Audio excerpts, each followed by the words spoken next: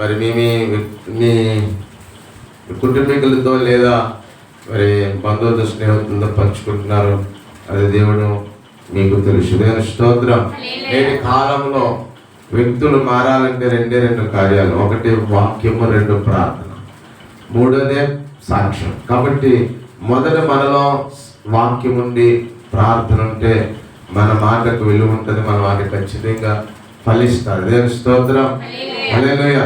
మన ఆశలు కూడా నెరవేర్చబడతాయి. చాలా మంది అన్యులు వెళ్తున్నప్పుడు గత 3-4 చాలా రోజులు అయిపోయింది, మళ్ళా గత వారం ప్రారంభించినప్పుడు చాలా మంది సహోదరుల జీవితాల్లో చాలా అద్భుతాలు దేవుడు చేశాడు. దేవుని స్తోత్రం.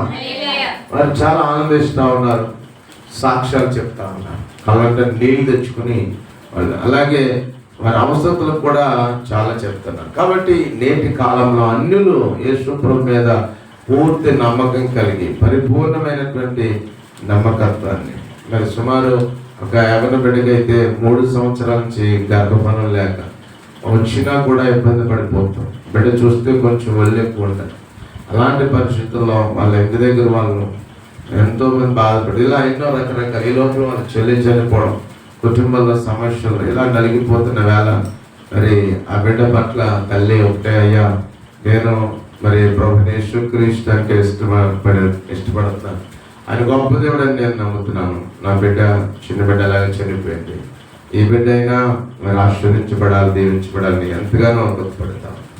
ఖచ్చితంగా ఆ రోజు నేను చెప్పు అని, అమ్మ ఖచ్చితంగా దేవుడు ఇస్తాడు, మీకోసం ప్రార్థన జరుగుతున్నాయి, అందులో నేనే కాదు నా వెనక నాలో నా ముందు అన్నీ కూడా ప్రభు యొక్క ఆశీర్వాదం ఉంటుంది, ఖచ్చితంగా మీ పట్ల కార్యం జరుగుతుంది. మన వారు చెప్తా ఉంది, సుమారు కొన్ని నెలలు అయిపోయింది కనుక ఆ బిడ్డ అంటుంది, అయ్యా 20వ నెల నా బిడ్డకు వచ్చింది. దేవుని స్తోత్రం కలిగింది.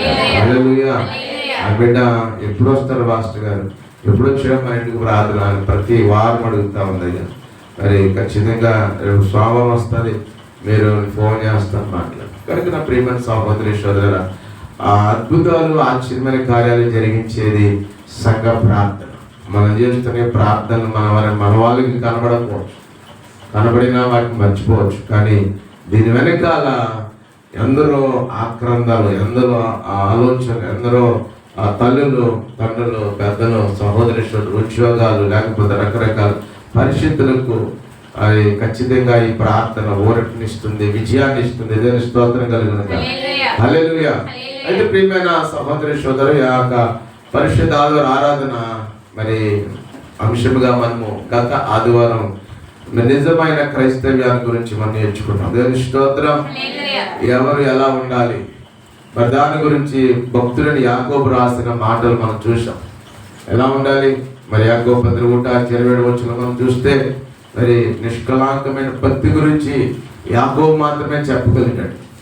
ఆయన మరి పత్రికలో క్రియల గురించి చెప్పబడ్డాయి. క్రియలే ముఖ్యం అన్నా. ఇందాక చెప్పాను కదా, ఒకటి ప్రార్థన క్రియ, 2 వాక్యం అనే క్రియ. 2 క్రియలు పనిచేయాలి, కుటుంబాల్లో పనిచేయాలి. మన టీవీలు ఉన్నాయి, వాక్యమే ప్రసరించబడాలి టీవీలో ఎక్కువ కాదు. అలాగే మనం ఖాళీ దొరుకుతుంది, మనం మిగతా విషయాలు మాటలు తగ్గించి చూపిస్తుంది, మనం ప్రార్థన చేస్తున్నాం. దేవుని స్తోత్రం. మనం ఎవరితో మాట్లాడకూడదు, ఎవరి గురించి మాట్లాడకూడదు, ఎవరి గురించి వేదన పడకూడదు, ఎవరి గురించి బాధపడకూడదు. ఎవరిని మనం మార్చలేము. కాబట్టి మనం ఏం చేయాలి, మనం వ్యర్థంగా మాట్లాడి వ్యర్థంగా మన ఆయుష్ మరి, ఎందుకంటే మాలాంటి టీచర్ భాష తప్పదు, ఈ వాయిస్ వేస్ట్ అవుతుంటుంది. మాట్లాడాలి పొద్దున 6 గంటల మొదలు సాయంకాలం. మరి మిగతా ప్రియ తల్లులకు నేను చెప్పేది అంటే, మీ వాయిస్ని వ్యర్థం చేసుకుని వాళ్ళని బలహీనతలకు కారణం వాయిస్. ఎక్కువగా వ్యర్థంగా మాట్లాడడం, వ్యర్థంగా ఆలోచించడం, ఇవన్నీ అనవసరంగా కేకలు వేయడం, టెన్షన్ గురవడం, ఆవేశపడడం, ఇవన్నిటి వల్ల ఏమవుతుందంటే బలహీనతలు వస్తున్నాయి. ముఖ్యంగా ఆ బలహీనతలో మనిషిని కృంగదీస్తున్నాయి. కనుక తక్కువ మాట్లాడి ఏ విషయంలోనూ ఎవరికి ఏమీ చెప్పక్కర్లేకుండా మీరు చేయవలసింది, నేను చేయవలసింది ఆయనకు మాత్రమే చెప్పాలి. దేవుని స్తోత్రం. ఎవరు చెప్పాలమ్మా?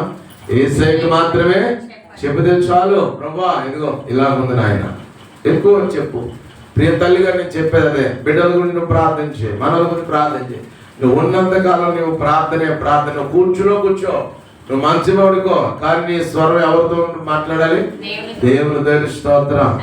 కాబట్టి వీలుంటే నువ్వు మోకరించి, లేకపోతే కూర్చో, లేకపోతే ఏ విధంగా కానీ నీ శరీరం ఎలా నీ శరీర విధానం ఎలా ఉన్నప్పటికీ నీ ఆత్మ మాత్రం దేవునితో ఎప్పుడు మాట్లాడుతూ ఉంటుంది. స్తోత్రం. కాబట్టి ప్రియమైన సహోదరి సోదరులారా, ఇక్కడ ఈ యాకోబు గురించి మనం చూస్తే ఈ యాకోబు పత్రిక గ్రంథకర్త మరి సాక్షాత్ యేసు క్రీస్తు సహోదరుడే.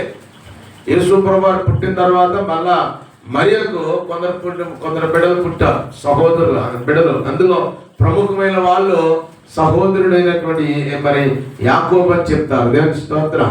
అలా యోహాను గురించి కూడా చెప్తారు.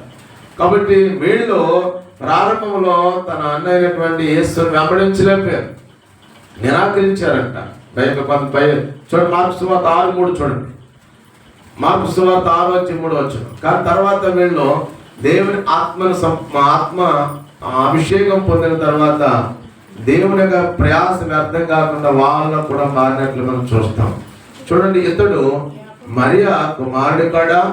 ఇతడు యాకోబు, యోసేపు, యోదా, సిమోను అని వారి సహోదరుడు. యేసు ప్రభు వారికి ఎంతమంది తమ్ముళ్ళు ఉన్నారమ్మా? యాకోబు ఉన్నాడు, యోసేపు ఉన్నాడు, అలాగే యోదా, అలాగే సిమోను అనే సహోదరులు ఉన్నారు. దేవుని స్తోత్రం.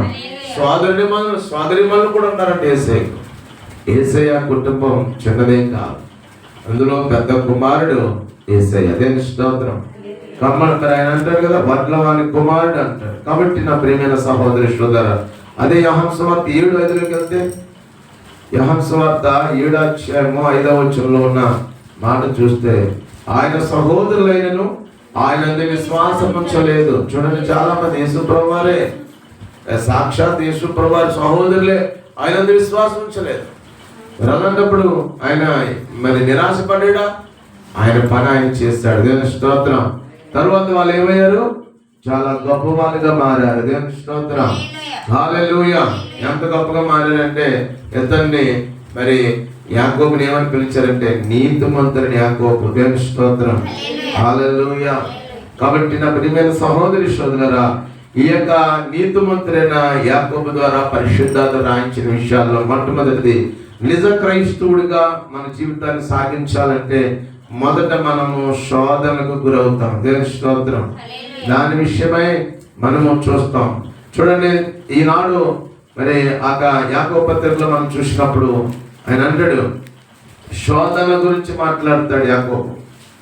చూడండి, అక్కడ 12 శోధన సహించువాడు ధన్యుడు, అతడు శోధనకు నిలిచిన వాడే ప్రభు తను ప్రేమించి వారికి వాగ్దానం చేసిన జీవ కిరీటం పొందిన. దేవుని స్తోత్రం. హల్లెలూయా. కాబట్టి నిజ క్రైస్తవుడికి శోధన వస్తుంది, ఖచ్చితంగా వస్తుంది. శోధన లేనివాడు క్రైస్తవుడు కాదు. కష్టాలు, సమస్యలు, ఇబ్బందులు లేనివాడు క్రైస్తవుడు కాదు. కాబట్టి మనము ఈ శోధనల గురించి, శోధనలో ఉన్నటువంటి శోధించబడుతున్న పరిస్థితులను చూసి మరి అన్నడం కూడా మనం ఇబ్బంది పడకూడదు. దేవుని స్తోత్రం. అందుకనే శోధన అనేది మరి బైబిల్ ఏం చెప్తుందంటే అది పాపమేమీ కాదు, శోధించబడడం. చూడండి, 10లో దేవుడు కీడి విషయమై శోధింపనేరడు, ఆయన ఎవరిని శోధింపడు కనుక ఎవడైనా శోధింపబడినప్పుడు నేను దేవుని చేత శోధింపబడుచున్నారని అనకూడదు. దేవుని స్తోత్రం. చూడండి, ఇక్కడ బైబిల్ చెప్పేది శోధన అనేది నీ జీవితంలో నిన్ను నన్ను కూడా మరి సువర్ణంగా మార్చడానికి. దేవుని స్తోత్రం. చూడండి, మనం పాడైపోయిన బంగారాన్ని ఆ బంగారం గుడ్డ దగ్గర తీసుకెళ్తే ఆయన ఏం చేస్తాడు? మరి అగ్నిలో వేసి పుట్టం వేస్తాడు. దేవుని స్తోత్రం.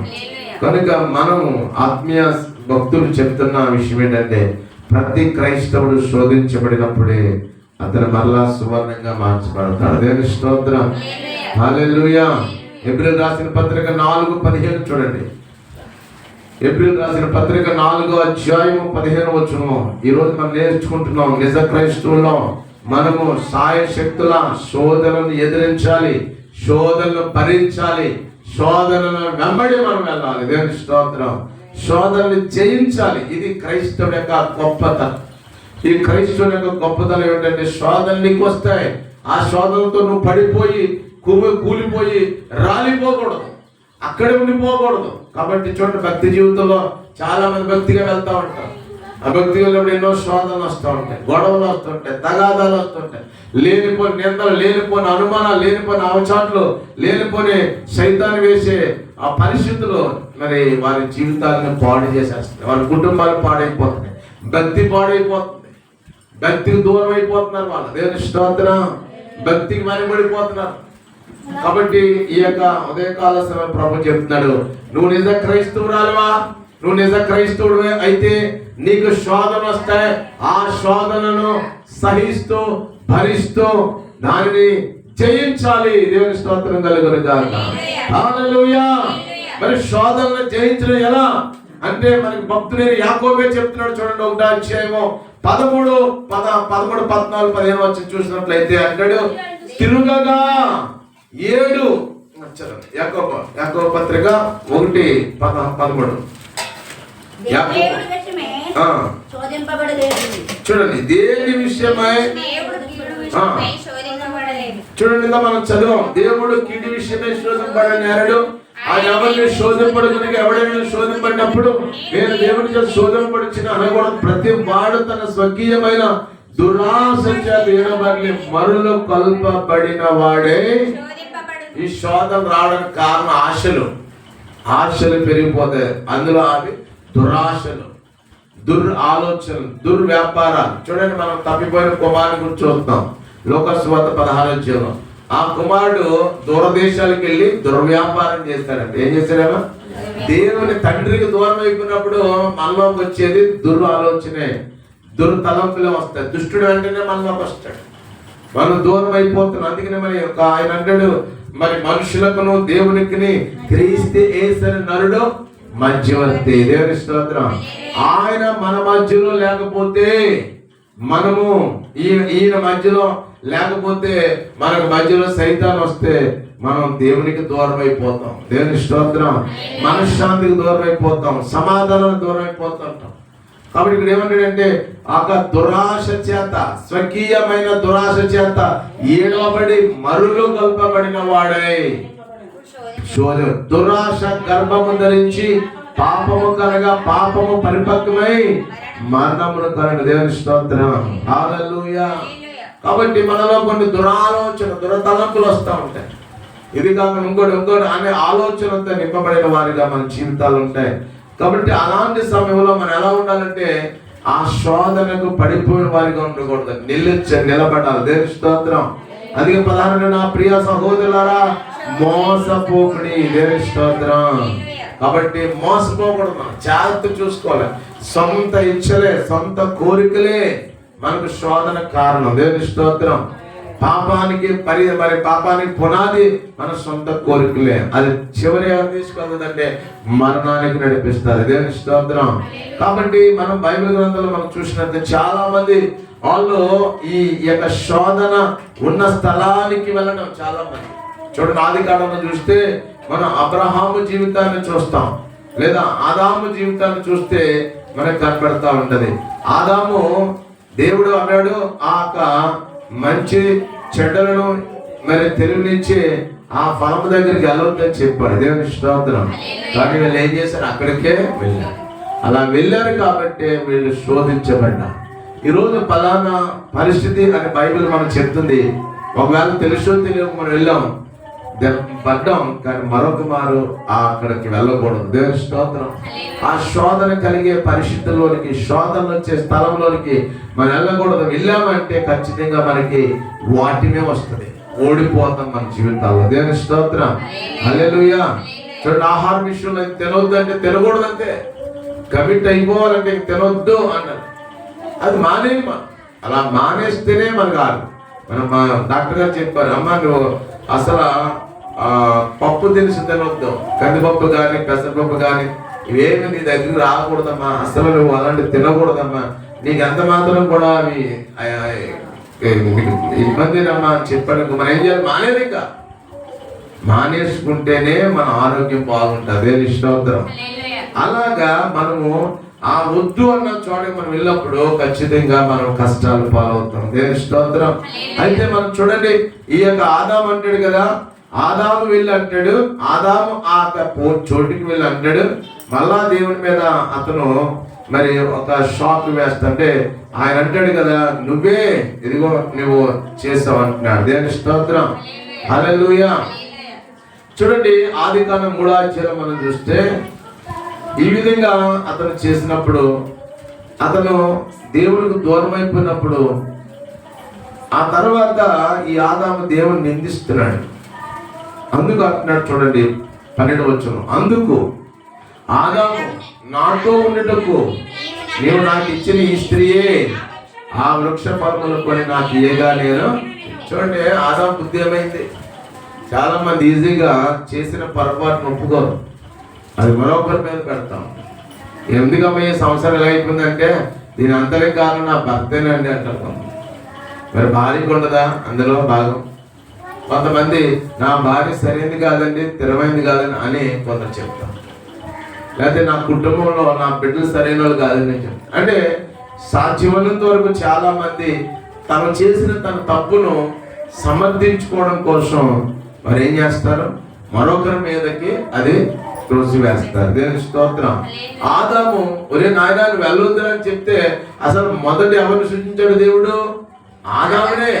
ఆదాము తర్వాతే కాబట్టి ఈరోజు సంసారంలో భర్తకు విలువ ఇచ్చినప్పుడు, భర్తను బలపరిచినప్పుడే ఆ కుటుంబం బాగుంటుంది. ఎప్పుడైనా సరే నేను తెలివైందా అని నేను చాలా చక్కగా చాలా విధానం చెప్పుకునే పద్ధతులు ఎవరైతే వెళ్తున్నారో, నా అనుభవపూర్వకంగా నేను చూసిన అనేక కుటుంబాలను నేను పరిశీలన చేసినప్పుడు ఇప్పటికీ కూడా నేటి కాలంలో కూడా స్త్రీ మీదకి ఆధారపడినటువంటి కుటుంబాలు ఎంతైనా కొంచెం డిఫరెంట్గానే కనపడుతున్నాయి. పిల్లల పట్ల, వాళ్ళ ప్రవర్తన పట్ల, వాళ్ళ విధానాల్లో దాని ప్రముఖ పాత్ర ఆ స్త్రీ అడుగులే వాళ్లకు వినాశనాన్ని కానీ లేదా వాళ్ళ జీవిత విజయానికి కానీ కారణమవుతున్నాయి. దేవుని స్తోత్రం. జాగ్రత్త, మోసపోకుడి అని బైబిల్ చెప్తుంది. ఈరోజు మనం తండ్రి మీద భర్తకు విలువ ఇచ్చినప్పుడు, తర్వాత 2వ స్థానంగా భార్య నిలబడినప్పుడు ఆ కుటుంబాల్లో భయము, భక్తి, మంచి చెడ్డ ఉంటుంది. దేవుని స్తోత్రం, హల్లెలూయా. కాబట్టి ఆదాము స్ట్రిక్ట్ గా ఉండి, ఆదాము తను ఒకవేళ పడిపోయిన తర్వాత తప్పు తెలుసుకుని, ప్రభువా నేను తప్పు చేశాను, నన్ను మన్నించు, నన్ను క్షమించి అనుంటే ఒకవేళ దేవుడు క్షమించి అతనికి చక్కటి అవకాశం ఇచ్చేవాడేమో. దేవుని స్తోత్రం. కానీ ఇప్పుడు ఏం చేస్తున్నాడు? తన ఓటమికి, తన తప్పుకి దేవుడిని నిందిస్తున్నాడు. ఏమన్నాడు? నీవు నాకు ఇచ్చిన ఈ స్త్రీయే. ఏమన్నాడమ్మా? నీవు నాకు ఇచ్చిన, అంటే నీవు అంటే ఎవరు? నువ్వు అంటే అసలు దీనికి కారణం ఎవరు? నువ్వే. ఏమంటారమ్మా? అసలు నేను నిలవడానికి కారణం నువ్వే అంటున్నారు ఇక్కడ. దేవుని స్తోత్రం. కాబట్టి మనము వెళ్ళకూడదు, ఆ శోధన వైపు వెళ్ళకూడదు, శోధన పరిస్థితులు వెళ్ళకూడదు. అలా వెళ్ళి మన వ్యక్తిగతంగా ఒకవేళ పడిపోతే, నేనైనా మీరైనా ఎవరైనా వ్యక్తిగతమైన పశ్చాత్తాపం, వ్యక్తిగతమైన సరిదిద్దుకోవడం, దిద్దుబాటు చేసుకోవడం అనేది రావాలి. నేటి పిల్లలకు తెలియట్లేదు. వాళ్ళు చేసిన కొన్ని పొరపాట్లను చేసిన తర్వాత ఆకులు పట్టుకునేది కాలి పదంతా అంటారు కదా, చేతులు కాలేక ఏం చేయాలి? ఆకులు పట్టుకుంటే ఏమో అలాగ అయిందనుకోండి జీవితాన్ని. దాన్ని ఏం చేయాలని నిలబడి సరి చేసుకోవాలి. అలా నిలబడి సరి చేసుకోకుండా ఏం చేస్తారంటే వాళ్ళ మీద వీళ్ళ మీద నిందలు వేసి, వాళ్ళ మీద వీళ్ళ మీద తప్పులు మోపి వాళ్ళు ఎస్కేప్ అయిపోతున్నారు. దేవుని స్తోత్రం. ఓ క్రైస్తవుడా, నువ్వు అలా ఉండకూడదు, లోకస్తుల వల్ల ఉండకూడదు. నువ్వు నిలబడు. కష్టానికైనా, నిందగాని, దేనికైనా, ఒక మాటకి కానీ, ఒక ఆలోచన కానీ వెళ్ళినప్పుడు దాని పరవశనానికి నువ్వు బాధ్యత వహించాలి. అలా వహించకపోతే తర్వాత చాలా మంది నష్టపోతారు, చాలా మంది ఇబ్బందులు పడతారు. సాక్షాత్తు మనకు మనమే మనుగోలు లేకుండా ఈ లోకాన్ని విడిచిపెట్టి వెళ్ళవలసిన పరిస్థితుల్లో అనేకల జీవితాలు నేను చూశాను. దేవుని స్తోత్రం. కాబట్టి ప్రభు చెప్తా, నీకు శోధన వస్తుంది. ఆ శోధన ఏం చేయాలి? నువ్వు జయించాలి. ఏం చేయాలన్నా? అందరూ చెప్పాలి, ఏం చేయాలి? జయించాలి. ఏదో నీకు కోపం వచ్చేసింది, నువ్వేదో అనేసావు, అంతటితో దాన్ని అలా పెంచుకుంటూ పోకూడదు. దాన్ని ఏం చేయాలి? మళ్ళా నిలదీసుకుని, అయ్యో పొరపాటు నేను మాటేసాను, కాబట్టి తప్పు నాదే అని సరి చేసుకుని ఆ ఎదురు వ్యక్తి దగ్గరికి వెళ్ళి, తప్పు అయిపోయింది అయ్యా, తప్పు చేసేసాను, పొరపాటు చేసేసాను. ఇక్కడ ప్రభు అయినటువంటి దేవుడు ఈ ఆదికాండంలో ఈ 3వ అధ్యాయం 4వ అధ్యాయం చూస్తే మొదట తండ్రి చేశాడు తప్పు, ఆ తర్వాత బిడ్డ చేశాడు. 3వ అధ్యాయంలో ఎవరు? ఆదాము తప్పు చేస్తే 4వ అధ్యాయంలో కయ్యూను తప్పు చేశాడు. ఏం చేశాడు? ఏబేలుని చంపేశాడు. ఏం చేశాడమ్మా? ఏ అధికారం ఉందని చంపేశాడు? ఈర్ష్యతో. ఈరోజు మనం ఇతరులను దూషించడానికి కానీ, ఇతరులను అవమానపరచడం కానీ, ఇతరులను చులకనగా చూడడానికి అధికారం ఉందా మనకి? భర్తను చులకనగా చూడడం కానీ, భార్యను చులకనగా చూడడం కానీ, లేకపోతే ఇతరులు నిందించడానికి కానీ, చేతకాని వాడివి, చేతకాని దానివని అనడానికి లేదా బైబిల్ చెప్తుంది వ్యర్థుడా అందువంటే నువ్వు మహాసభకు అప్పగించబడతావు. దేవుని స్తోత్రం చెప్పండి. బహు జాగ్రత్తగా వాక్యంలోకి వెళ్ళాలి. మనం వాక్యం అని నేర్పిస్తుంది మన పరపు. అందుకని అన్నాడు వాక్యము అనే అర్థాన్ని నువ్వు చూసుకోవాలి. ఏమన్నాడమ్మా? యాకోబు చెప్తాను ఆ మాట.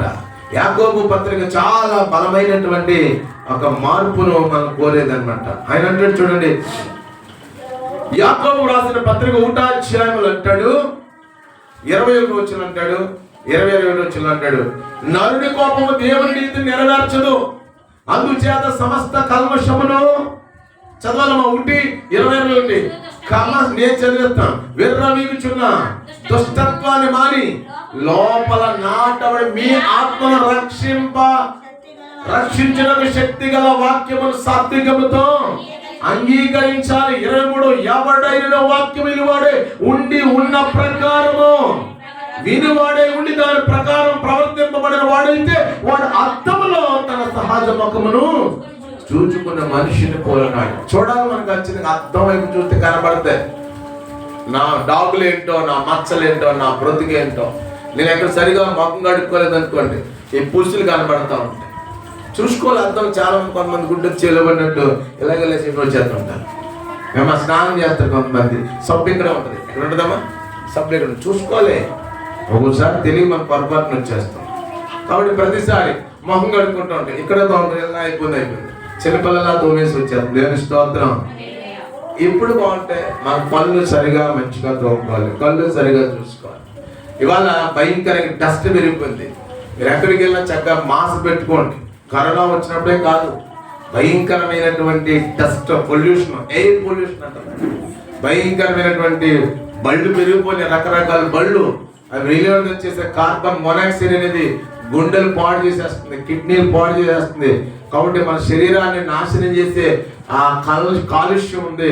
కాబట్టి ఒకప్పుడు ఏదో కరోనా కాబట్టి పెట్టుకున్నావమ్మా అన్నది కాదు. నువ్వు కాపాడుకోవడం కోసం నువ్వు ఏం చేయాలి? జాగ్రత్తలో కలిగి ఉంటావు. దేవుని స్తోత్రం. కాబట్టి కళ్ళకు అద్దాలు ఉంటే కళ్ళు పెట్టుకోండి. కళ్ళజోడు వస్తేనండి పెట్టుకోండి. నిద్రపోయి కొంతమంది కళ్ళజోడు నేను 2000 అద్దం కళ్ళజోడు వేసుకుంటాను, లేటెస్ట్ వేసుకుంటాను. ఒక అమ్మాయి వేసుకుని వచ్చింది 2 రోజులు పెట్టుకుని స్కూల్లో. ఆ తర్వాత మళ్ళీ కళ్ళు తగ్గకుండా వస్తుందండి. ఏమ్మా అంటే కళ్ళజోడు పెట్టుకోదే. ఎవరు అన్నదంట? ముస్లింలా ఉన్నావు అన్నదంటే. ఏమన్నది? ముస్లింలా ఉన్నదంటే ఇప్పుడు ఏం చేస్తుంది? చిచ్చి ఈ 2000 కళ్ళజోడు పక్కన వేసింది. నాకు కింద మీద పడే నా తీసుకెళ్ళి కళ్ళజోడు అయితే ఆ కళ్ళజోడు ఏం చేస్తుంది? ఇప్పుడు పక్కన ఎవరు అన్నదంటే అస్సలు బాగోలేదు, నీకు ముస్లింలా ఉందందరికి ఈ పొడిచం ఏముంది అమ్మా కళ్ళజోడు నాకు రాడేసింది. ఇప్పుడు ఏమవుతుంది? అత్తమాల కలగకపోతే అత్తమాల కళ్ళని ఆ అమ్మకి ఏమన్నా పడుతుందా? ఆ పక్కన ముసలమ్మ అన్న ఆవిడకి ఏమన్నా ఆ బాధ పడుతుందా? అమ్మ పడుతుందా? ఎవరు బాధపడతాడు? ఆ ముసలమ్మలా ఉంటుందంటే ఫీలింగ్ నీకు ఉంది, కానీ నీ కళ్ళజోడు పెట్టుకుంటే నీకు ఆరోగ్యం ఉంటుందని జ్ఞానం ఉండలేదు. దేవుని స్తోత్రం. నేను అన్న అమ్మాయి మీకు నమస్కారారా, నీవు జాగ్రత్త పెట్టుకో, నీ ఆరోగ్యం నీ ముఖ్యం. అంతేగాని వాళ్ళు చెప్పారు వీళ్ళు చెప్పారు కాదు. అసలు కళ్ళజోడులో అందమే ఉంటుంది, అసలు ఆ కళ్ళజోడులో అందమే చూడకూడదు. కాబట్టి నా ప్రియమైన అది ఒక వస్తువు అంతే, మనల్ని మనం కాపాడుకోవడానికి వస్తువు. అంతేగాని కళ్ళజోడు బాగుందా, కట్టుకునే చీర ఉందండి. కొంతమంది ఆ చీర ప్రతిసారి 10 షాపులకి తీసుకెళ్తారు. 10 షాపులు తీసుకెళ్తే నచ్చదాలకి. అసలు చీర ఎందుకమ్మా? ఎందుకు చీర? కట్టుకుంటానికే.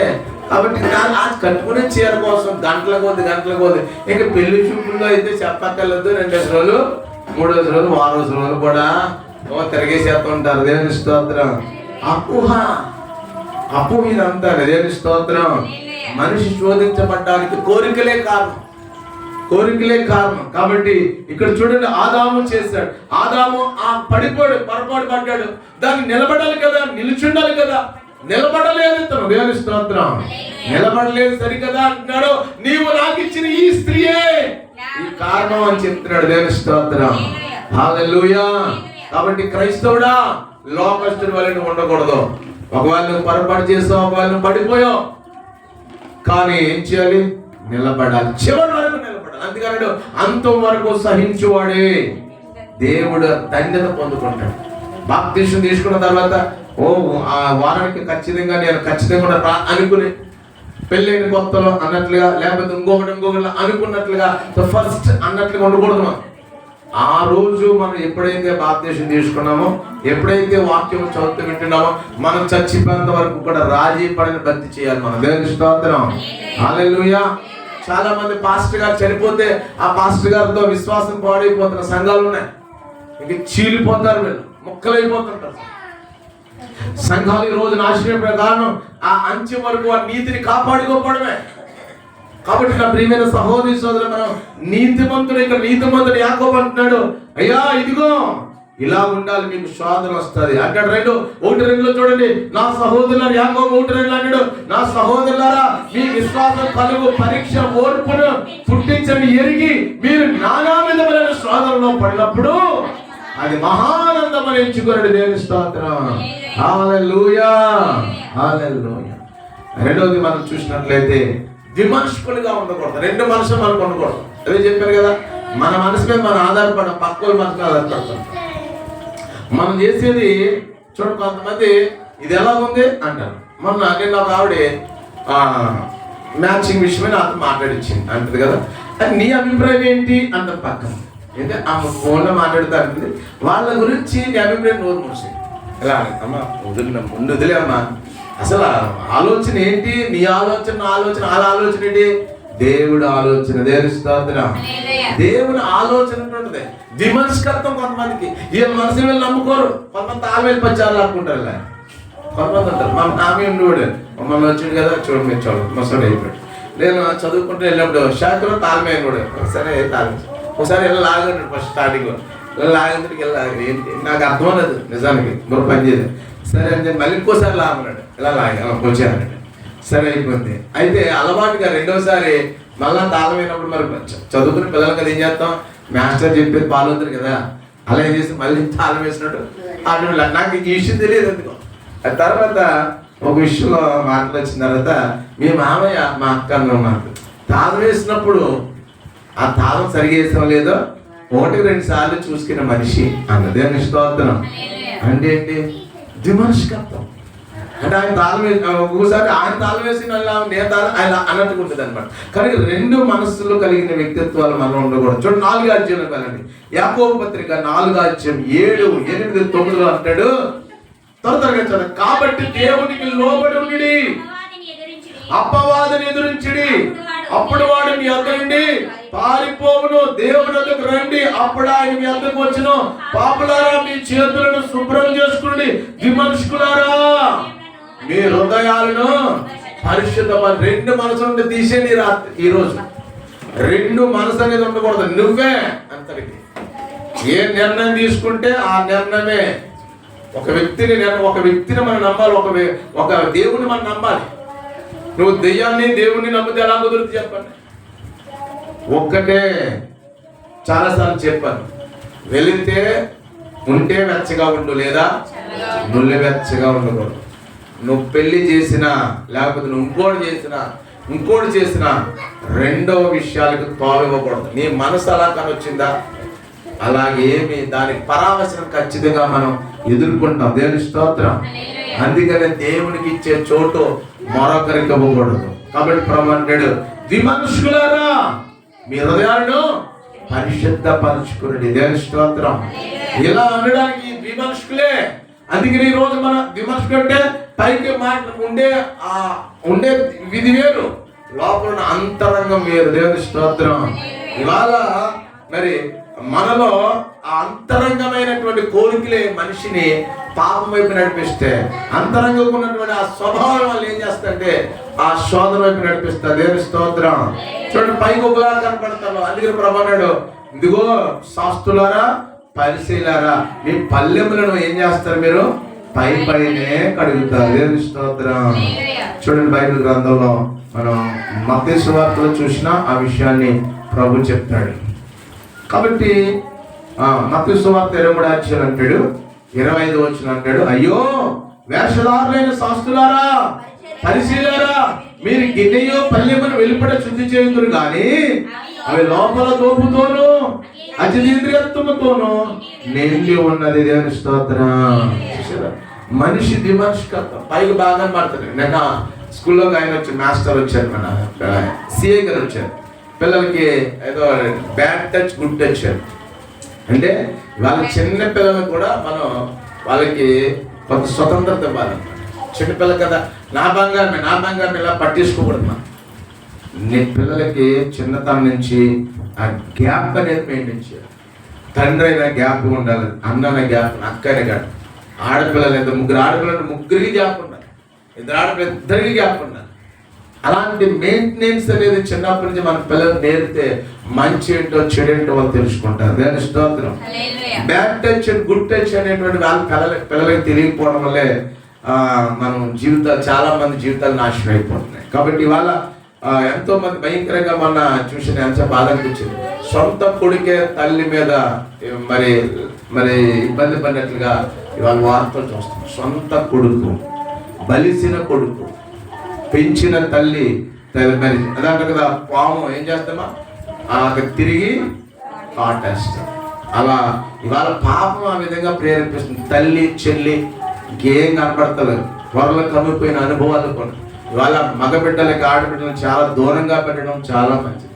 అన్నైనా తమ్ముడైనా చెల్లి అయినా ఎవరైనా సరే, సొంత తండ్రి అయినా సరే, బిడ్డ దగ్గర తండ్రి అయినా గ్యాప్. ఇవాళ అలాంటి గ్యాప్ అనేది చేయకపోవడం వల్ల భయంకరమైనటువంటి పరిస్థితులు మనం చూస్తాం. కాబట్టి ఈరోజు పిల్లలు నాశనం అయిపోయే కారణం సెల్ ఫోన్ దూరంగా ఉంచండి.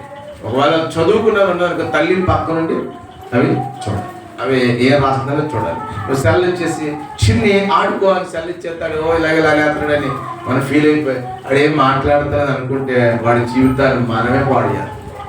కాబట్టి చిన్న పిల్లలకి సెల్ ఫోన్ అనేటువంటిది అవాయిడ్ చేయండి. అది ప్రొహిబిషన్, అది తప్పు అంటారు.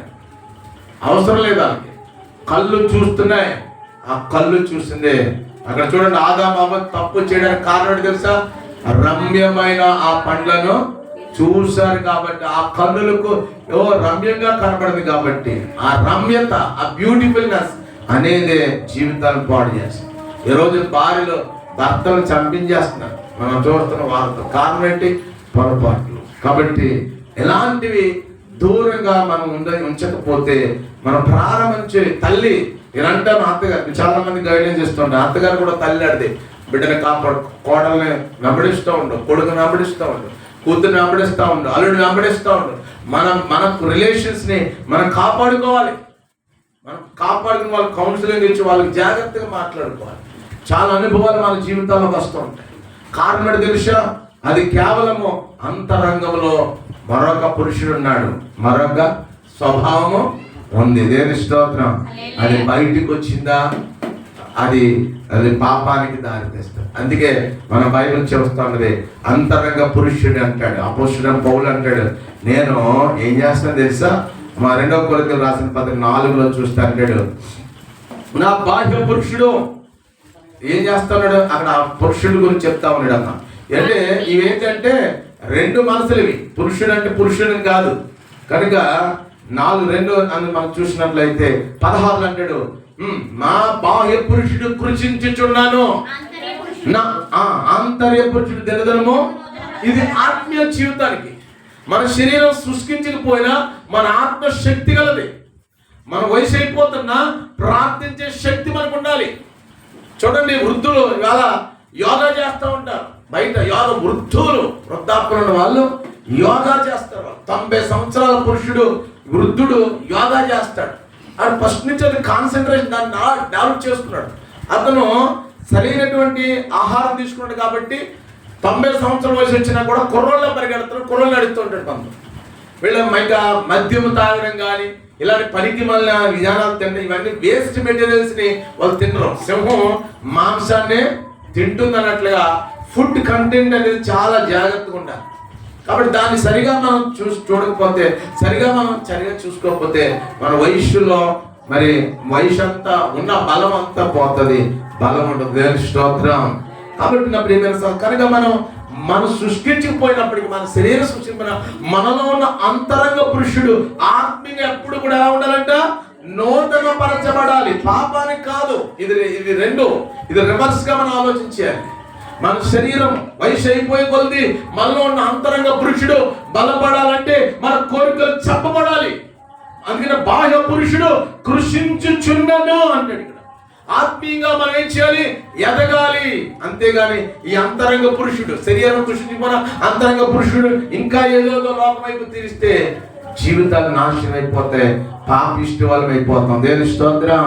హల్లెలూయా. అందుకనే మన కోరికలను చంపుకోవాలి. ఈ ద్విమనస్కత్వం అనేది ఇలా రెండవ మనస్తత్వం అనేది ఉంది. రెండో వ్యక్తి ఉన్నాడు లోపల, రెండో వాడు బయటకు వస్తానంటాడు. నేను రెండో వాడు కూడా బయటికి లేవనెత్తానా అంటాడు. దేవుని స్తోత్రం. వాడే వీడు. దేవుని స్తోత్రం. కాబట్టి నా మాటలు ముగిస్తున్నాడు. 7వ వచనం వెళ్తే 4వ అధ్యాయం 7వ వచనం చూస్తే అంటాడు, పేతురు 4:7 వచనం. పేతురు సరే యాకోబు 4:7 చూడండి. యాకోబు 4:7లో మళ్ళా మనం అక్కడ మాట చూద్దాం. 4:7లో ఏముందంటే చూడండి కావాలంటే, కాబట్టి దేవునికి లోబడుడి, అపవాదిని ఎదిరించుడి. దేవుని స్తోత్రం.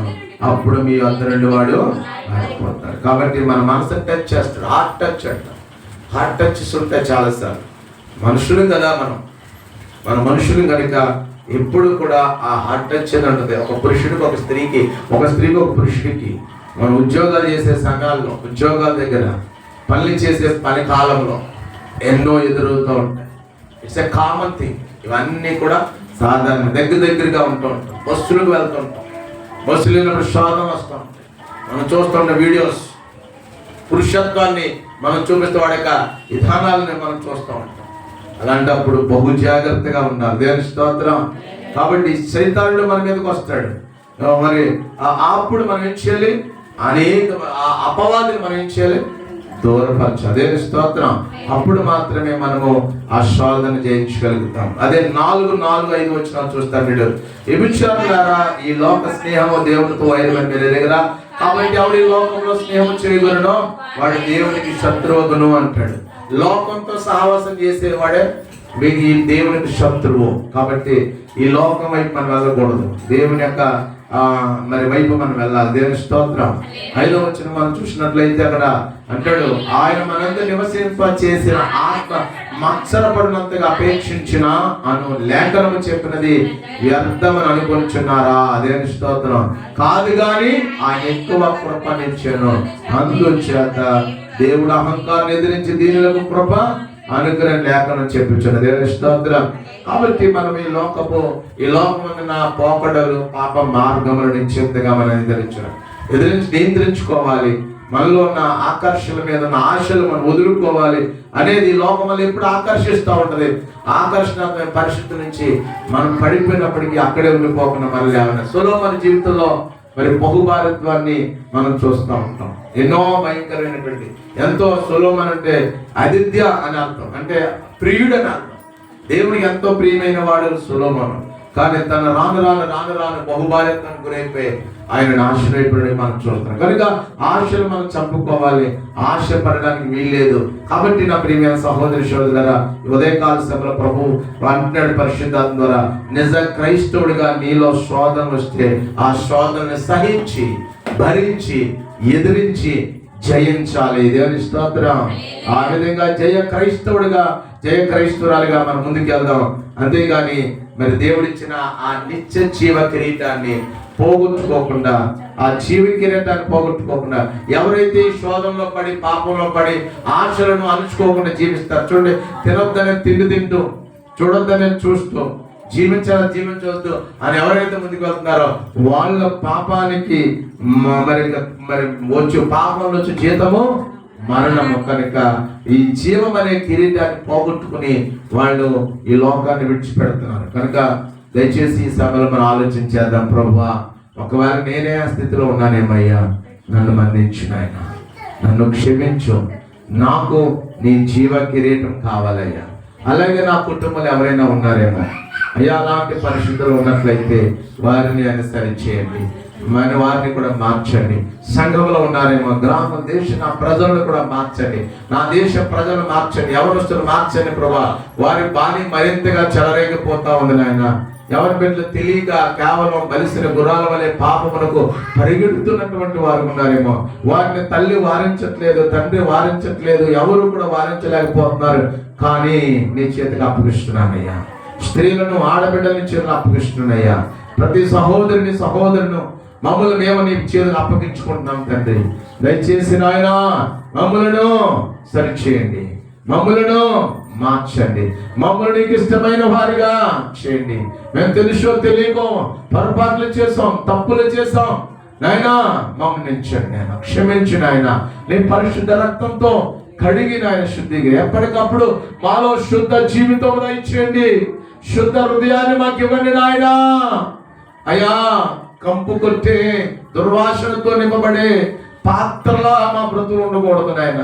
ఎప్పటికప్పుడు శుద్ధి చేసుకోకపోతే, ఎప్పటికప్పుడు తుడుచుకోకపోతే, ఎప్పటికప్పుడు శుద్ధి చేసుకోకపోతే ఎలాగైతే నాయన భయంకరమైన దుర్వాసన మేము చూస్తున్నామో, అలాగే ఈరోజు క్యాన్సర్లు అనేవి ఎలాగైతే వస్తున్నాయో కారణము పాపం. పాపం అనే బీజం నాయన, అహంకారం అనే బీజం, ఆగ్రహం అనే బీజం నాయన, శరీర కార్యములనే బీజముల మా జీవితాన్ని పాడు చేస్తున్నాయి. నువ్వు 100 సంవత్సరాలు బతకమని చెప్తే నాటి కాలంలో చాలా మంది బతికినంత సేపు తినము, తాగము, సుఖించము, ఇష్టానుసరిగా బ్రతుకో. దేవునికి దూరం అయిపోయినా దేవుడు చూసుకుంటాడులే అని ఎంతో మంది దూరం అయిపోతున్నారు. ఈ డబ్బే శాస్త్రం అనుకుంటున్నారు, ఈ పని శాస్త్రం అనుకుంటున్నారు, ఈ ఆశలే శాస్త్రం అనుకుంటున్నారు. అయ్యో, ఈ జేసీఎం సంఘ సభ్యులు పురుషులు ఖచ్చితంగా ఆదివారం ఈ సన్నిధిలో ఉండడానికి దుష్టుడు ఒప్పుకోవడం లేదు. దుష్టుడికి ఎంత మాత్రం ఇష్టం లేదో ఆ దుష్టుని నరకాలు ప్రభు, ఆ దుష్టుని పోగొట్టాలి, ఆ దుష్టుని కూల్చాలి ఆయన. ఆ పురుషులు పరితపించి నీ సన్నిధికి రావాలి ప్రభా. స్త్రీలే కాదు, నా చెల్లెమ్మలే కాదు, అక్కలే కాదు నా తండ్రి, ఆ పురుషులు కూడా రావాలి నీ సన్నిధికి నాయన. వారికి లేదా బాధ్యత, వారికి లేదా ప్రభా అవకాశం ఆయన దయచేసి అవకాశం నాయన. అయ్యా, అవకాశం దయచేయి. కష్టపడ్డ పురుషత్వం అనుకుంటే కుదరదు నాయన తండ్రి. ఇదిగో ఆ విశ్వాస జీవితంలో కూడా పురుషుల్ని ఈ చేసేంలో మార్చిన ఆయన. ప్రతి ఆడబిడ్డ వారికి ఎలాగైతే లోబడుతున్నారో వారిని కూడా నీకు లోబడేలా చేయగలిగిన వారిగా మార్చండి. కేవలం వారి యొక్క స్వార్థం కోసమే భర్తను లోపరుచుకోవడానికి, లోబడ్డానికి కాదు, వారి ద్వారా ఇరువురు కూడా నా తండ్రి నీకు లోబడే వారిగా, విధేయులయ్యే వారిగా, భార్య భర్త నీ సన్నిధికి వచ్చేవారిగా. ప్రియ చెల్లెమ్మలకి జ్ఞానం ఇవ్వండి. అంతకాలం వాళ్ళు ఒంటరిగా వస్తారు నీ సన్నిధికి. ఫంక్షన్కి అలాగే వెళ్తారు అప్పుడు వెళ్ళరు కదా నాయన.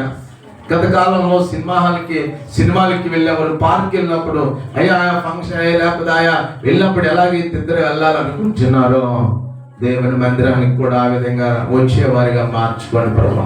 లయోనో భయానో కాళ్ళట్టుకునో బతిమాలకునో బామాలకునో ప్రతి ఆడబిడ్డ తన యజమాని సన్ని నడిపించుకుని అభిషేకం విడుదల తెచ్చేమని ప్రార్థిస్తున్నాను ప్రభా. ఎంతకాలం ఆయన ఒంటరి బ్రతుకుతో, ఒంటరిగా విశ్వాసంలో ఒంటిగా మా విశ్వాసాన్ని కలిగి ఉంటాం. బలపరచండి ప్రభా, సహాయం తెచ్చేయండి అయ్యా. మరి బిడ్డలను కూడా దీవించండి అయ్యా. కుటుంబాల్లో మేలులు చేయండి, కిడులు తొలగించండి. ఇక ఎదుగు వచ్చిన ఆడబిడ్డలకు చక్కటి చుట్టరకాలు, మగబిడ్డలు చుట్టరకాలు కొరచండి. వయసు అయిపోతా ఉంది, అలాగే సమయం ఎంత అయిపోతుంది, పర్లేదు ఎప్పుడైనా చేద్దాంలే, పర్లేదులే అనుకుని దేవుడికి సమయం ఇస్తాలే అని కాకుండా ప్రతి దానికి నువ్వు సమయం ఇస్తున్నావు, ప్రతిసారి నువ్వు ఇస్తున్నావు ప్రభా. వారు తప్పిపోతున్నారు, వారు దూరం అయిపోతున్నారు, వారి సరైన సమయంలో ఫలభరితమైన జీవితానికి వారు గురి కావట్లేదేమో. దయచేసి వారిని ఐరాన్ని చేతులు అప్పగిస్తున్నాం యేసయ్య, సహాయం చేయండి. గర్భఫలాలని చేతులు అప్పగిస్తున్నాం. మగ సంతానం ఎదురు చూసే బిడ్డలు ఖచ్చితంగా ఇవ్వండి. ఆడబిడ్డ కావాలని బిడ్డ వారి ఆడబిడ్డలు దయచేయండి ప్రభా. కార్యాలు జరిగించండి. ఉద్యోగాలు ఖచ్చితంగా అయ్యా, ప్రైవేట్ అండ్ గవర్నమెంట్ ప్రతి బిడ్డ ఖాళీగా ఉండాలి. చదువుకున్న ప్రతి బిడ్డ కష్టపడి తన కుటుంబానికి చేతులు ఉండేలాగా కష్టపడి జీవించాలి. వారు ఎక్కడ ఉన్నా సరే పవిత్రత ముఖ్యం నాయన, పరిశుద్ధత ముఖ్యం. వారి చూపులో, వారి మాటల్లో, వారి తలపులో, కూర్చొని లేచుట్లో ప్రతి చోట ఈ జేసీఎం ఆడబిడ్డ, జేసీఎం ప్రతి పురుష బిడ్డ మరి నాయన ప్రత్యేకంగా ఉండడానికి నీ కంచి కాపుదలు ఉంచండి, కృప చూపించండి. భార్యాభర్తల మధ్య అన్యోన్యత, తగ్గింపు, విశ్వాసము, ఒకరి పట్ల ఒకరి ప్రేమానురాగాలు పెంపొందింప చేయండి ప్రభా. ఈ దేశంలో ఎలాంటి గొడవలు, తగాదాలు, ఫీలింగ్స్, ఫ్రస్ట్రేషన్స్ ఉండడానికి వీల్లేదు. ఒకవేళ దుష్టుడు అలా ఎవరినైనా చెలరేగితే, నేను వాళ్ళు ఎవరినైనా పాడు చేస్తే ఇప్పుడే ఆ పరిశుద్ధంలో లయపరచండి నాయన. వచ్చే వారానికైనా సంతోషంగా నీ సన్నిధిలో నడిపించబడే భాగ్యం తెచ్చండి. ఒకవేళ అంతరంగ కోరికలు, అంతరంగ ఇచ్చల చేత అనేకులు మరలు గొల్పబడి దురాశ, దుఃఖము చేత వారి పరిపక్వం చెంది పాపము కనును అన్నట్లుగా నా తండ్రి ఒకవేళ అలా జరిగి ఉంటే మన్నించి క్షమించి వారికి మరొక అవకాశం దయచేయండి. మమ్మల్ని ప్రభా మీరే నాయన మీ చేతులు అప్పగించుకుంటున్నాం. మీ యొక్క కృపలు మమ్మల్ని నడిపించండి. ప్రియ తల్లులను, తండ్రులను, అక్కలను, చెల్లెలు, సహోదరి సోదరు కుటుంబాలను నూతనమైన ఆశీర్వాదాన్ని విడుదల తెచ్చండి. ప్రభుత్వ పథకాలు, ప్రభుత్వ సహాయ సహకారాలు ప్రభా బిడ్డలు పొందుకోవడానికి సహాయం చేయండి. అలాగే బిడ్డలకు చక్కటి ఆరోగ్యం ఇవ్వండి, శక్తి బలం చేసే టెంపుల్ ద్వారా అయ్యా మరి ఆ లైవ్ లో ఎక్కివేస్తున్న బిడ్డలు కూడా దీవించండి. లైవ్ ప్రభాలో అనేక మంది బిడ్డలు వారి బంధువుల్ని, స్నేహితుల్ని అనేక బలపరచడానికి సహాయం చేయండి. నానాటికి పరిచయం అభివృద్ధి పరచండి. అలాగే నాయన మరిచ్చే కానుకలు, మరిచ్చే దశమ భాగాలు, మరిచ్చే ఆహారం సమస్తం కూడా ఆయన ఫలభరితంగా చేయండి. సమయం కూడా చాలా మంది పోగొట్టుకున్నారు. నేను 6:30 కంటే కనీసం 6:40 పావుదకి 7 గంటలకైనా వచ్చి దేవుడు నాకు చక్కటి తలందించి నేను పాటలు పాడాలి, ఆ సమయం దాటించుకోకూడదు. నేను ఈ రోజు పాట పాడకపోతే నాకు ఆశీర్వాదం లేదు అన్నంతగా బిడ్డలు నాయన సిద్ధపడి పరుగు సన్నిధికి వచ్చినట్లుగా సహాయం తెచ్చండి. అలాగే ప్రతిరోజు జరుగుతున్న ప్రవచనాత్మక ప్రార్థన కూడికలు అయ్యా ప్రతిరోజు 8 గంటల నుంచి 9 గంటల వరకు జరుగుతూ ఉన్నాయి. బిడ్డలు ప్రభు ఇది రోజు 10వ రోజునైనా ఈ 10వ రోజున నా తండ్రి బిడ్డలు రావడానికి నడిపించడం సహాయం చేయండి. ప్రతిరోజు నీ సన్నిధిని ప్రేమిస్తూ వారికి ప్రతిఫలాలు ఇస్తావు, నువ్వు విడిచిపెట్టే దేవుడు కాదు.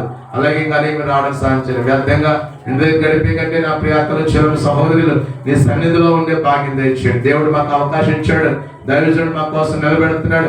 ప్రత్యేకపరుచుకున్న అవకాశం నేను కూడా ఆ ప్రత్యేకమైన ఆశీర్వాదం పొందుకోవాలని బిడ్డలు నేర్పించండి.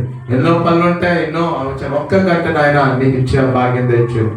అలాగే ప్రార్థన ద్వారా గొప్ప మేలులు కార్యాలు మేము చూడడానికి సహాయం చేయండి. మందిర నిర్మాణాలు, మందిరం జయ ఖ్యాతనం ఎగిరిపోయినట్లుగా గొప్ప అభిషేకం, గొప్ప తీర్మానాలు మీరు దైనా జరిగించమని ప్రార్థిస్తున్నాను తండ్రి. అలాగే ప్రభు సంఘ కుటుంబాల్లో గొప్ప సంతోష కార్యాలు, వాహనాల చుట్టూ కంచివేయండి. పనులు చేస్తున్న ప్రతి వారికి, ఉద్యోగాలు చేస్తున్న ప్రతి వారికి అయ్యా పగలంతా రాత్రి దేవతను కాపాడని రక్షించండి. మీరే కృప చూపించి దీవించి ఆశీర్వదించమని అయ్యా గదిని ఆదివారం వరకు కాచి మళ్ళా వచ్చే వారికి ప్రయాణంలో ప్రతి చెడ్డ పెద్ద వరకు అయినా మీరు ఆశీర్వదించి. ఎవరైతే రాలేదో అయ్యా వారితో మీరు మాట్లాడండి. ఒకవేళ దర్శించకపోయినప్పటికీ కూడా తండ్రి వారు నాయన దృష్టించకుండా వారు ఆయన సరి నడిపించబడడానికి మీరే సహాయం దయచి నాకు ఆ అవకాశం కల్పించమని ప్రార్థిస్తూ అయ్యా పరిచయం దీవించండి, కుటుంబాలు దీవించండి, బిడ్డలు దీవించండి. ఈ దిన ఆరాధన అన్నిటినీ కూడా మీరు ఆశీర్వదించండి ఆయన, ఆశీర్వదించండి తండ్రి. ఆయా అనేకమైన చోట్ల నీ రక్షణ సువార్త, అనేకమైన చోట్ల నీ స్వస్థత కార్యములు, అద్భుత కార్యములు ఈ దీనుడి ద్వారా జరిగించిన మహిమ తెచ్చుకున్నాను. ఇదిగో అగ్నిలో లాగినట్లుగా ఈ ఆదివారం అనేక అన్ని జనంగా అలా ప్రతిరోజు అయా ప్రే అట్ డోర్ స్టెప్ అనే తలుపు ముంగడ ప్రార్థన పరిచయం బలపరుచుకోండి. అనేక జీవితాలను ఆశ్రదకరంగా నీ వైపు నడిపించే సమర్థుడిగా సేవకుడిగా నన్ను వాడుకోమని నాకును శక్తిని, బలమును, ఆయుష్ను, ఐశ్వర్యాలు నీ కొరకు నాకు దయచేయండి ప్రభావ. ప్రతి పరిశుద్ధ ఆర్మాన్ని చేయండి. అలాగే అనేకులు పంచిపెట్టువాడిగా చేయండి. సంఘ బిడ్డలకు కూడా ఆయుష్తోనూ ఐశ్వర్యాలతోనూ నేను దీవించమని ప్రార్థిస్తున్నాను తండ్రి.